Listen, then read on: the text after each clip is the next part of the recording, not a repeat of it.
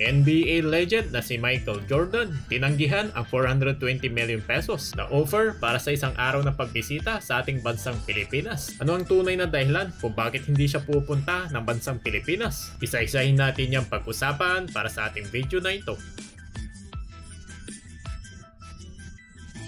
Sa off-season ng National Basketball Association ay kabi-kabila ang pagpapalakas ng lineup sa bawat kupunan na kung saan ay ginagamit nila lahat ang kanilang makakaya upang ito'y makabuo na nga ng dominanting lineup sa paparating na NBA season. Including na nga dito mga NBA draft, mga trades, mga pag-recruit at kasama na nga rin ang pagkuha nila mula sa free agency. May mga ibang kupunan nga na sumasa ilalim pa ng kanilang veteran players na ma-wash out para sa kanilang rebuilding process. At maliban na nga dito sa mga teams ay kanya-kanya na nga rin ditong pagbabalik ng kondisyon ang mga ilang manglalaro sa National Basketball Association. Pero heto, habang abala ang ilang mga NBA players this off-season sa kanilang mga workouts, ay ang mga ilang naman ay sumasailalim sa kanilang mga responsibilidad, kabilang na nga mga pag-promote sa kanilang mga brands. At maswerte tayo dahil isa na nga rin ang Pilipinas na napiling napuntahan ng mga NBA players na mga ito. Dito lamang sa kauna-unahan ay tumungo na nga rin dito sa ating bansa ang dalawang manglalaro ng National Basketball Association. Ito nga yung NBA champ mula sa OKC na si Isaiah Joe at ang Memphis Grizzlies star na si Ja Morant, at sinundan pa yan dito ni Kyle Kuzma na muli ditong dumalaw. Katulad na nga rin dito ng mga NBA players na dumalaw sa ating bansa ay mainit ang binigay na suporta ng mga NBA Filipino fans. Sa mga ito na bagay naman nila ditong ikinatuwa at paniguradong tatatak ito sa kanilang isipan. Pero bago pa yan ay may mga ilang sikat na manglalaro sa NBA na mapalad tayong nakadalaw dito sa ating bansang Pilipinas. Katulad na lang ng mga NBA stars na ito na si LeBron James, Steph Curry, Kevin Durant, Luka Doncic, James Harden at marami pang iba. Pero ganun pa man ay meron ditong inaabangan na isang manglalaro. Hindi lang ito mga Gen Z, Millennials, mga batang 90s, kundi even na pinanganak mula sa 80s. Ito'y wala ng iba ang tinuturing na GOAT at NBA legend na si Michael Jordan na isa na rin ditong businessman. Yes, hanggang ngayon ay wala pa ditong nakakalam kung kailan itong tutungo sa ating nangang bansa itong si MJ. At ayon na nga dito sa ating pagsasaliksik ay si Michael Jordan na mismo dito ang tumatanggi na tumungo dito sa ating bansa kahit pa nga na nilatagan na ito na malaking halaga. Ayon na nga dito, tinurn down dito ni Michael Jordan ang 7 million US dollars o kaya naman sa halagang 420 million pesos na kada one-day visit offer sa Pilipinas. Nagmula na nga rin ito sa kanyang mismong agent na si David Fall.